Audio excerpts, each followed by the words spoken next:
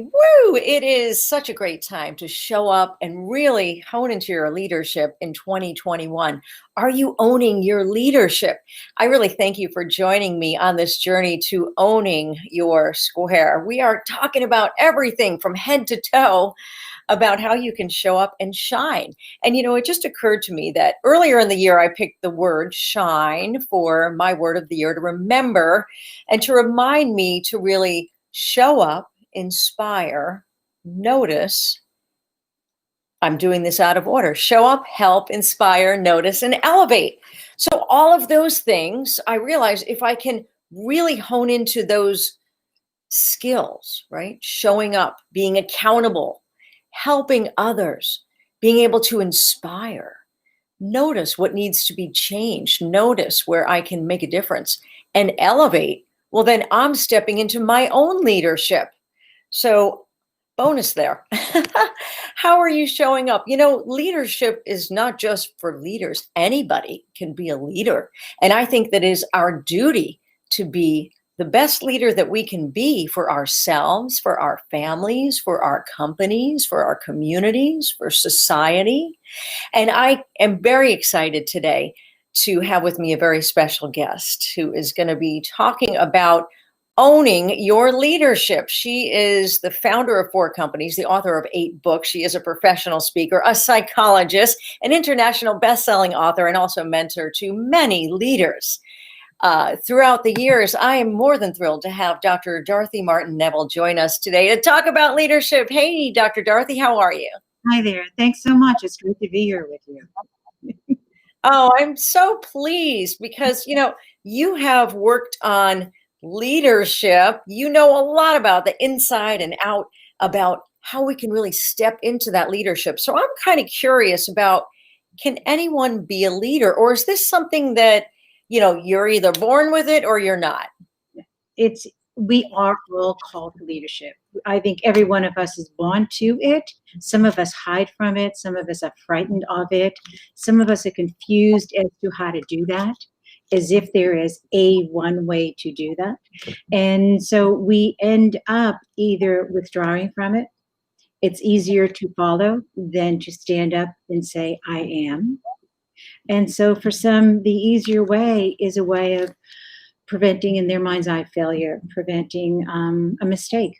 Mm-hmm. But every one of us is called to be a leader. Every single one of us. It really says, I am. I'm showing up for my life.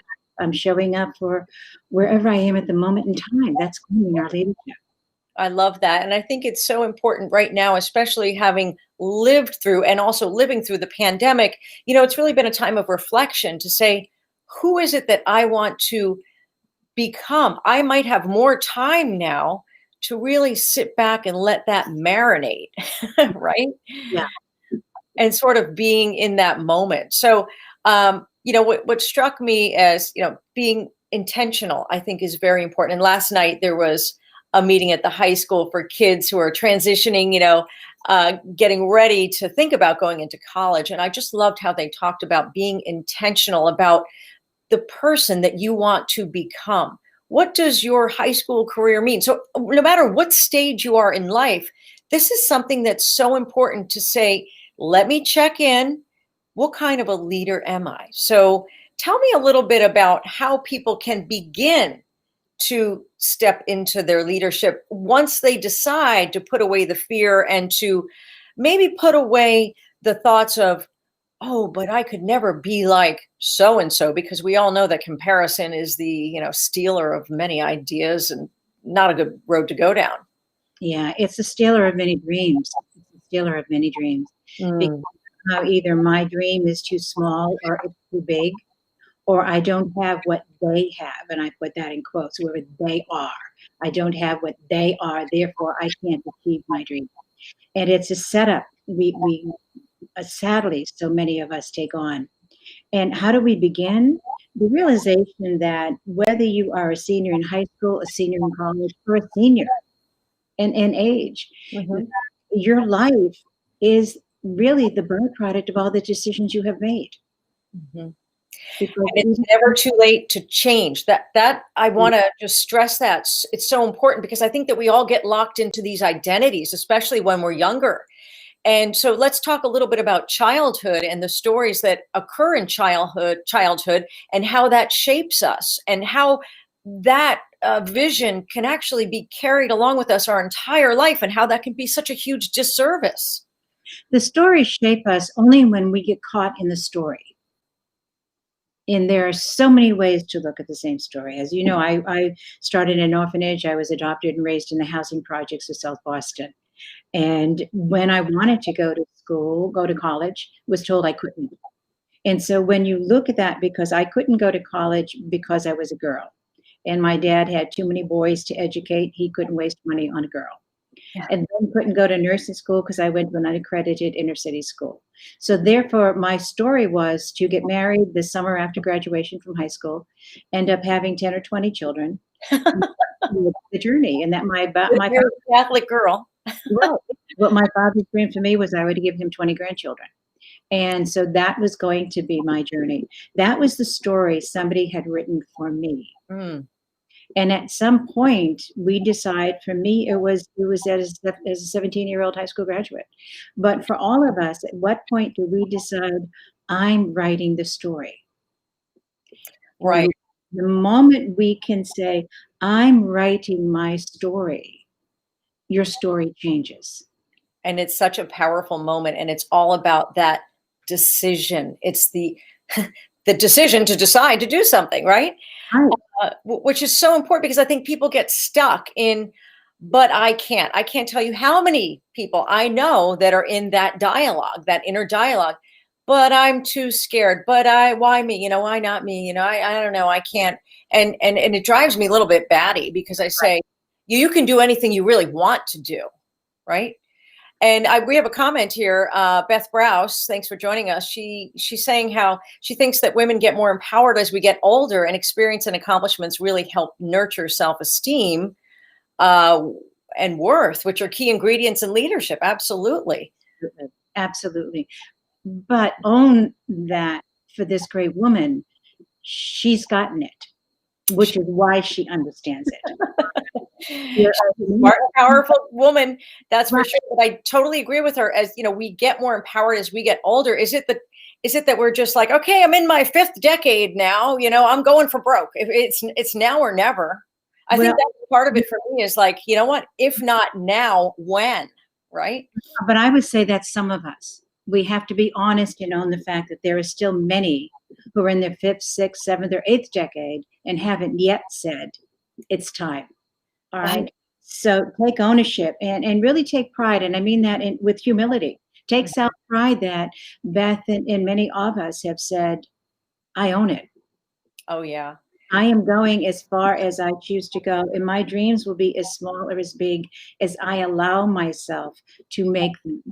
And it truly isn't that some of us have it easy. Some of us have more skills and more money or more influence. Some of us take more risks. Some of us are not without fear, but don't allow the fear to say don't. The fear is simply there. And yes, I believe completely that self-esteem comes from every success we achieve.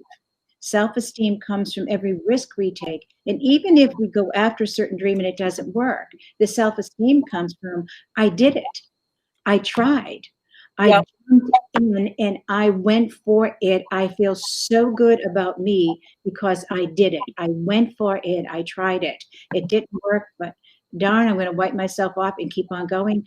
And I feel so much more empowered because I survived whatever that was. That's right. And I think that failure, I often say that you should billboard your failures because when you bring light to your failures, I mean, this is what I did for myself was say, okay, I'm going to get out there and say that, guess what? Someone that's appeared on camera her entire life actually was very fearful of going on camera and speaking in public. And how can that be?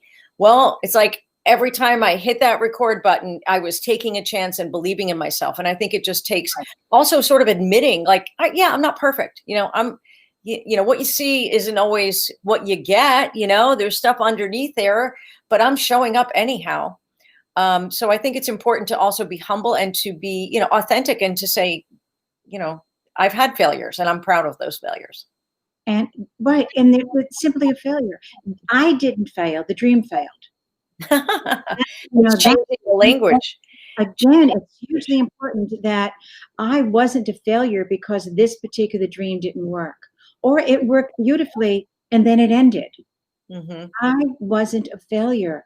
This dream didn't work. What am I going to learn from that?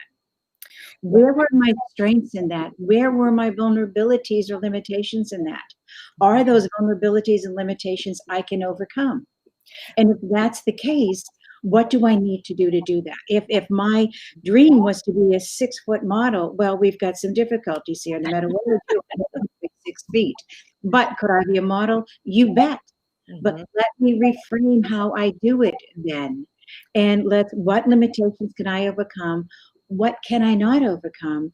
And let me go forward, making it even more authentic, more real, and letting me become more transparent Yep. and becoming who it is I want to be, recognizing I cannot do any of this alone. Hmm. But if I'm not fully present in it, it doesn't matter how many people I have helping me.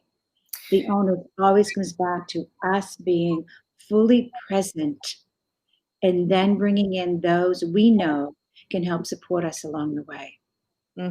I love that. And I think that, it's important to be fully present and to also think about, but how can we, though, in the environment that we're in, become more noticed at work? How can we sort of put ourselves on a platform? Because we are not walking by people at the water cooler anymore. We're not seeing people face to face. We're not having these sidebar conversations in the hallways, right?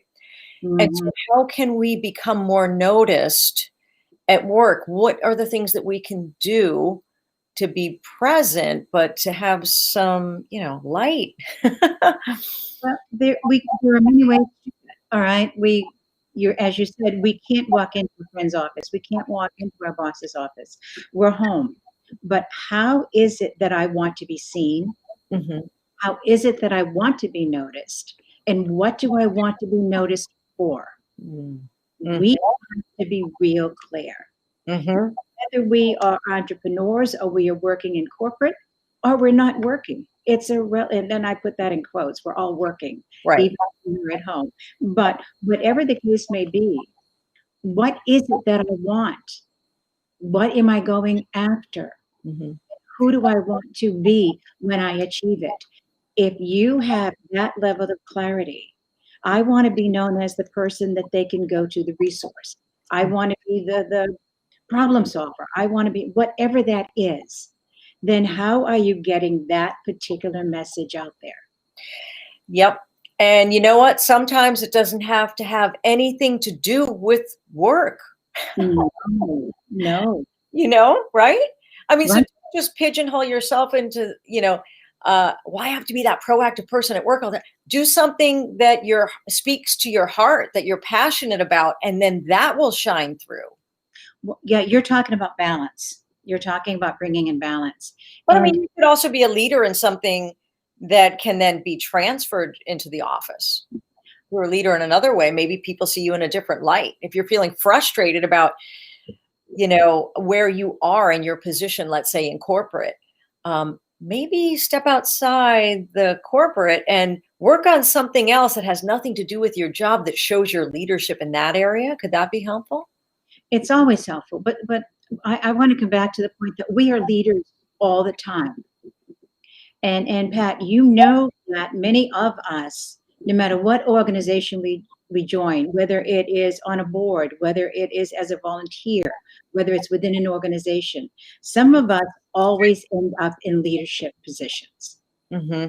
We're willing to be peon. We will clean out the puppy poop. We will do whatever we need at that place, at that shelter Roll up those sleeves.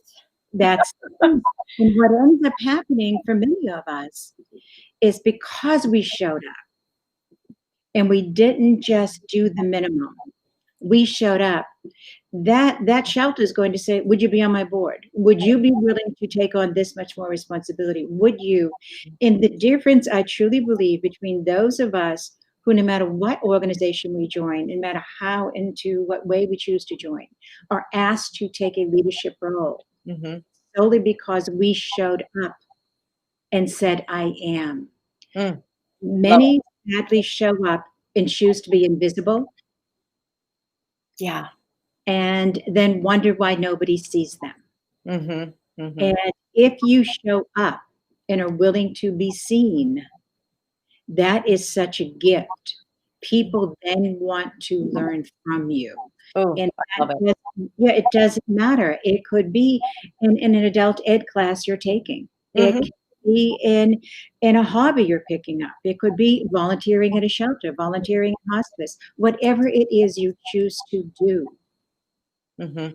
I think When that, yeah, I agree with you. And I think being self-aware is so important because, and it doesn't take monumental changes. It takes tiny little microscopic, for me, yeah, changes to amount to bigger steps and to amount to change over time. So I think that's important. But I want to talk about, because you've created this 5 archetype. You've written a self-assessment tool on how we can identify the 5 archetypes of leadership, right, in ourselves. So I was reading through this, and boy, is that fantastic and fascinating. And I'm like, I'm a little bit of this, and I'm a little bit of that. So let's talk about the 5 types of leaderships and leaders. well, what I've done is, having worked in as a therapist for so many years, seeing 42 patients a week, and then teaching in grad school, then teaching in medical school, then opening up my own school. So with all of the work I've done and all of the literally thousands of people I've worked with over my career, I've noticed there are certain traits in leadership. And unfortunately, what has happened is that we've been raised with an image of what leadership looks like. Mm-hmm. Leadership looks like the head of a major organization in a black suit with a white shirt who just does and demands and expects. Mm-hmm. When the fact is, there are many, many styles of leadership. Mm-hmm. And I've broken them down into 5 styles. We have the thought leader, and these positions every single company needs. I don't care if it's a one-person entrepreneurship. You need these traits, whether you bring them in as your board, you bring them in as your consultants. We need these traits. We have thought leaders. Mm-hmm. Leaders are those folks who have the ability to extrapolate. You've got a product and they say to you, hey, have you thought of presenting it at least 5 different ways? No, I didn't. So the thought leader is constantly taking the company to the next level, whether it's in creating products or multiple uses of products, whatever it may mean. Mm-hmm. That thought leader is valuable. But recognize that is one style of leadership. They are leading the company into diversity or into whatever term you want to use. That's like, I think the thought leader is what I think of when I think of CEO, traditional CEO, that kind of thing. But that's not necessarily true, because many CEOs are phenomenal at implementation, Mm-hmm. Mm-hmm. not phenomenal at creating the expansion. They need to go to others within the organization who have that skill set. Tell me, what do you think we can do to do this? Which is again why I said earlier, none of us can lead alone. True. You then have the team leader, that person who never wants to be the CEO, Okay. but who is the team leader. He knows and recognizes the strengths and limitations of everybody in his organization. Mm-hmm. He knows how they work together. He knows what needs to be done to support the team. He sees the strengths and vulnerabilities in each and creates a cohesive whole rather than individuals. And his gift is in bringing people together. Mm-hmm. What a gift that is, again, in any size organization when you can bring people together, because now you have a community of leadership So where important. everybody supports one another. You then also have the supportive leader. They are the VP who never ever wants to be center stage, but they will have the back of the CEO. They will make sure the CEO always looks terrific. They Okay. will make sure the CEO always has what he or she needs in order to succeed, in order to present the message, in order to present the culture. Mm-hmm. So Be sort well. of that backup support that you can't, yeah. Which we all need. Many of us in small business at this point or entrepreneurial at this point have our VAs, have our virtual assistants. Mm-hmm. We Mm-hmm. have those people who back us up with the traits we don't either have or Yeah. don't spend our time doing. Whether it's social media, whether it is making appointments, scheduling our appointments, getting things set up for us so we can do what we're good at. We've got support that help us with all the things that take us 3 times longer because it's not our skill set or we don't like it. Right. Procrastination. Then you have that leader, that visionary who can take the vision the thought leader gave them and implement it. Okay. They're the ones that go out center stage. They're the ones that bring in the people. They're the ones that become the face of the company. And they love that. They have the ability. They are very seductive. And I say that in a healthy way, not in an unhealthy way. Very charismatic. Charismatic. They are the ones that draw you to identify with their vision, claim it as yours, and make it that much bigger. Mm-hmm. They are the ones that begin movements. They are the ones that bring companies out because the audience can identify with that speaker, with that face of the company. Then you have the organizational leaders who are very comfortable. Put them in a back room with nobody but them. They love it when you create a new product because they get to create procedures and protocols. Ah, They get to totally not me. Say, I know. But again, we need those people. That's fascinating. Oh.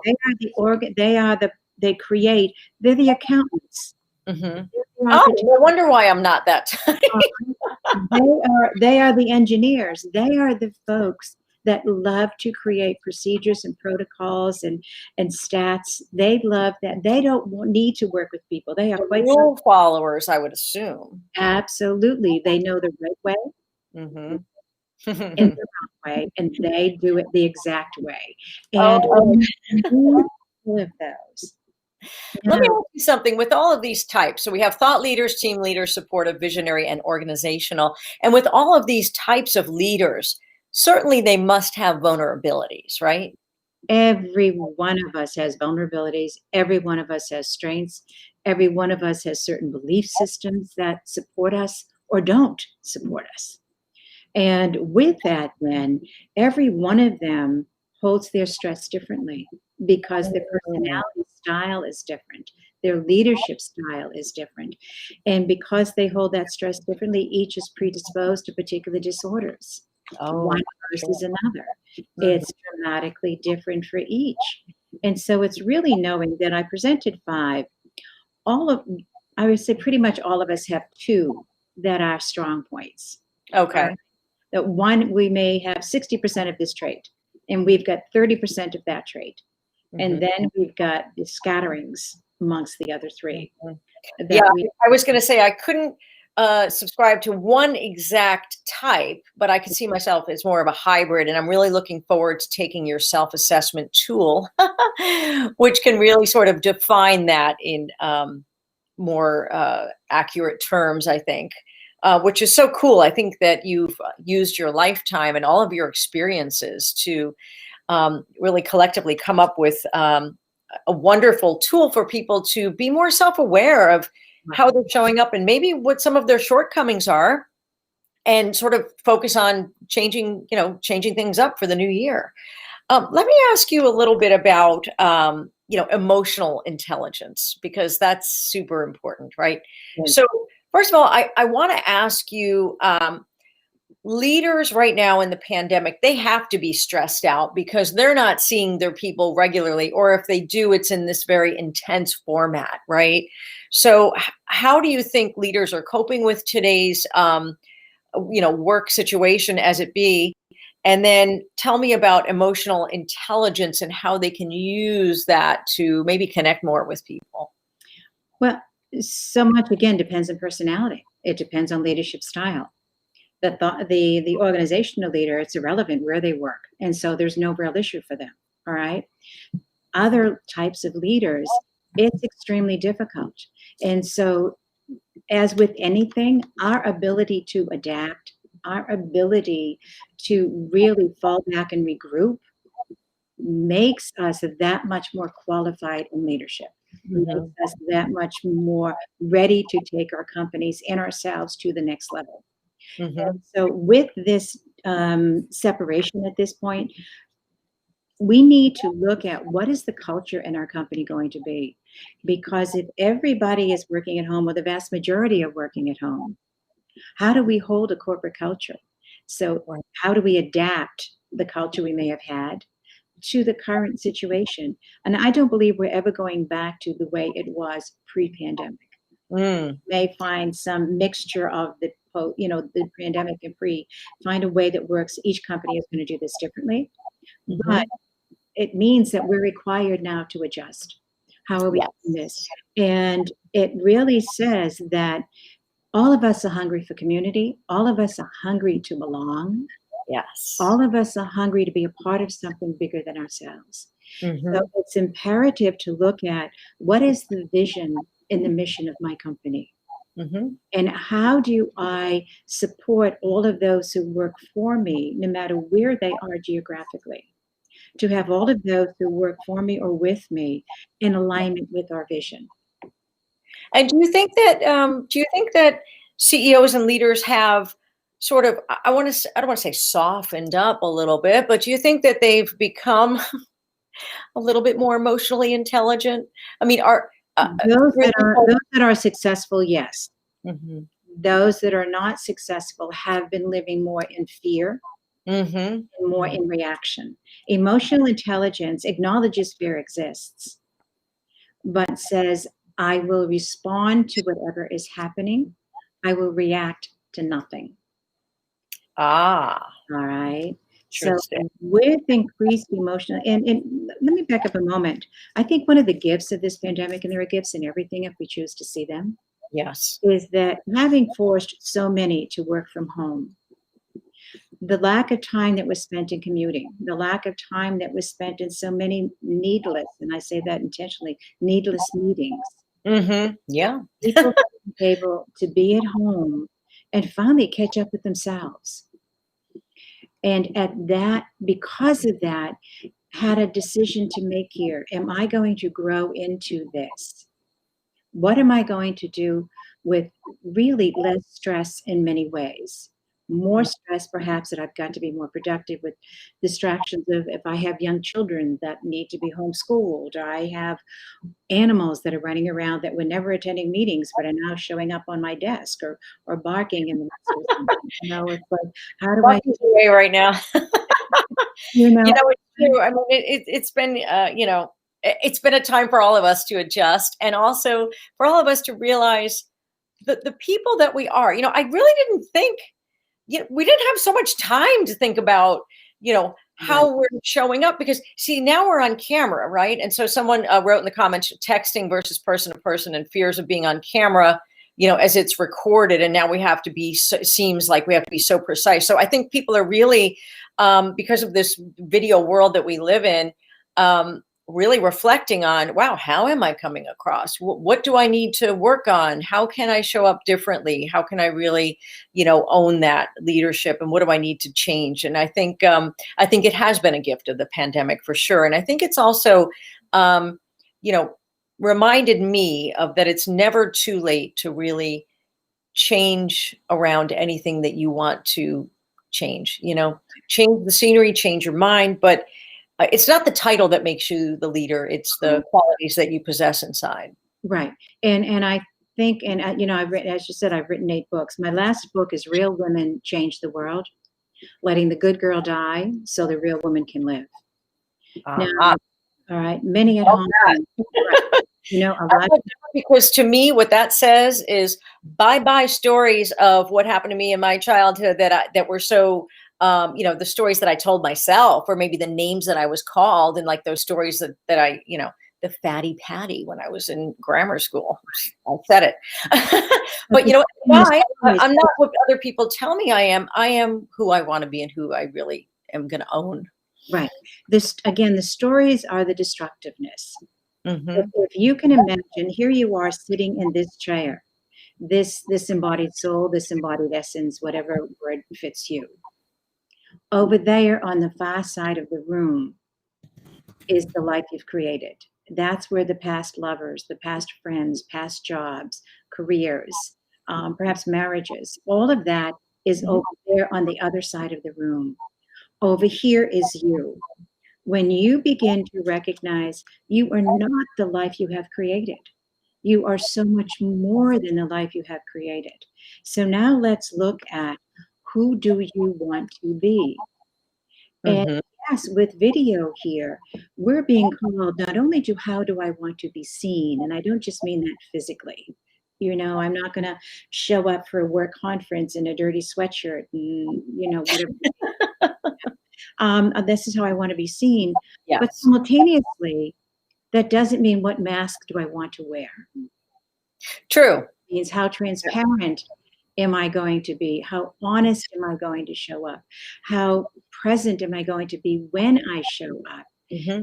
If I show up with my passion, if I show up owning that the person, the man or woman I am today, is the man or woman I've chosen to become. Mm. Hmm. I'm not then dealing with, but it wasn't my fault. Even though I've lived away from my parents for 30 years, it's all their fault because I was with them and The everything. blame game. No, Right. no, no. I'm Or, not. or my ex-wife or my ex-husband or my children. We Yeah. can do all of that. Or simply say, I am Yes. I the love that. I person. love the I am. I heard about the I am, probably like 4 or 5 years ago.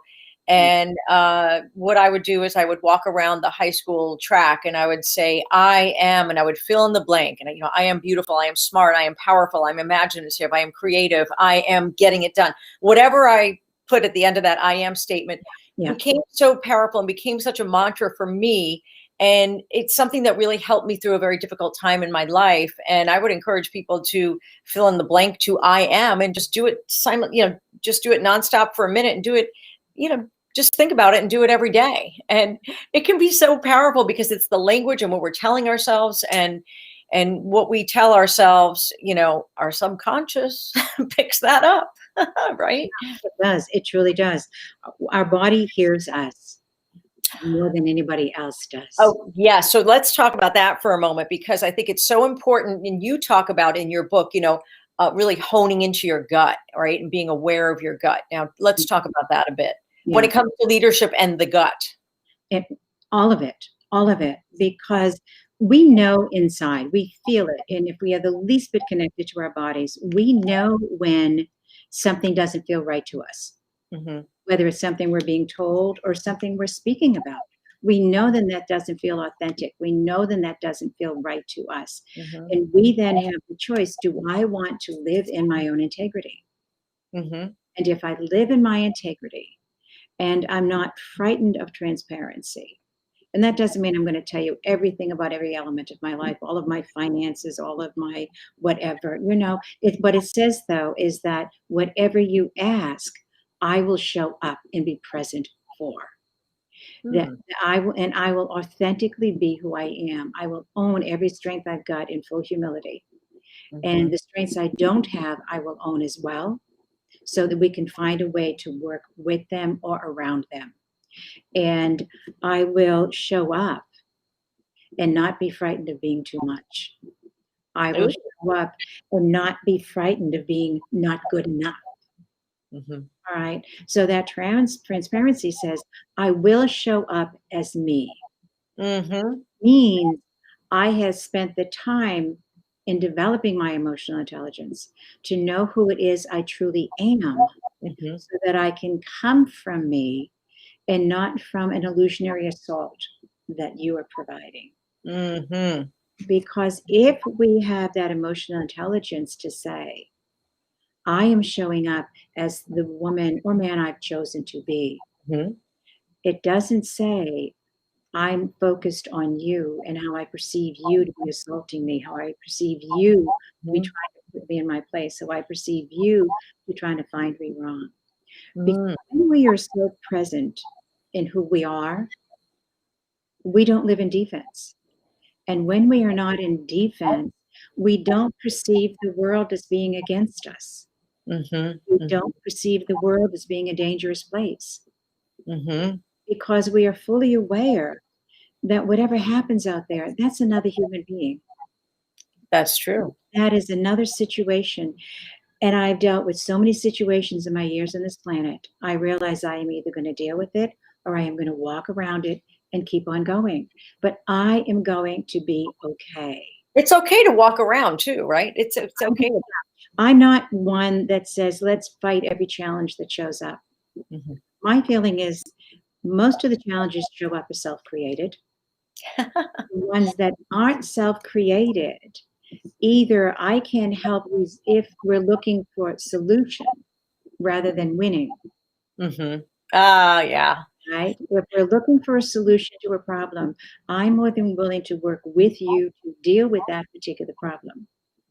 If you need to win, I am simply going to say, okay, you won. I'm going to walk around you, and all the energy I would have spent fighting for the win, I'm Mhm. instead going to walk around you and use that energy to keep on creating. I mean, we know this. How many people have told us it can't be done while we're doing it? Right. How Oh, what you just watched. But what Right.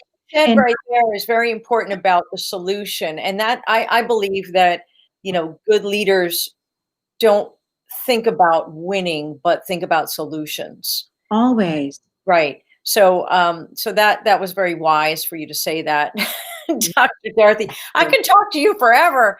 I really could because there's so much here that you have really shed light on, and I thank you so much for being with us today to talk about how we can own our leadership because it is something that we should all be doing right now and we should all be thinking about. Now is the time to think about and to start those steps. So let's see. I thank you so much, Dr. Dorothy. Is there anything else in closing that you want to say before we wrap up? Um, well, yeah, there's always I'm here. I'm here to support. I'm here to support men and women in their leadership going forward, whether I do that in individual coaching sessions or in groups I'm offering. I'm offering a new group this month that's for women. This one is just for women and it's claiming your purpose, your passion, and your power. Because if you're Love it. living your purpose, you feel passionate and you own your power. And that's authentic. Another month I'm going to be doing something on how your leadership style impacts your health Ah, because it's so important we recognize that how we carry our stress, mm-hmm. we react versus respond impacts our physical health. I truly want all leaders out there to recognize every one of us is called to leadership, but how we do it and the ultimate goal of that leadership is what defines our life. And I believe every one of us is here to make the world a better place. And when we truly know who we know the way in which we are here to make this world a better place. And I if love it. And to enjoy it along the way, because if we're not enjoying it and we're anxious and we're, oh, keyed up and we're living life, okay, I might be a leader, but at what expense? That's not the goal. we have nothing to prove. We have nothing to prove. We simply need to show up. We have nothing to prove. Those who believe in us will believe in us no matter what mistake we make, they'll realize it was a mistake. Those who don't believe in us won't, no matter how well we succeed, they're going to think it was luck or somebody gave it to us. So Mm. you have nothing to prove. Show up, recognize that you are everything you need and then let the world see who you are and jump in to where your calling is. Uh, Period. It's not complicated. It's not easy necessarily, but it isn't complicated. oh, I love it. And those are really great words to end on. Dr. Dorothy, thank you so much for joining us today and shining your brilliant light and your advice and all of your knowledge with You us. are so welcome. Thanks so very much. All Cheers. right. Oh boy. Okay, that was amazing. Whew. I hope that you join me every Wednesday on the lift at noon as we explore how we can show up and own our square, right? It's not just what happens in here, it's what happens head to toe and in the space that you call your own. And I have promised to show up and shine, to show up, to help, to inspire, to notice, and to elevate. So don't be afraid to own your leadership this year. Small steps, baby steps, you can do it. You can really make a difference. It's all up to you. Decide. I'll see you next week on the lift.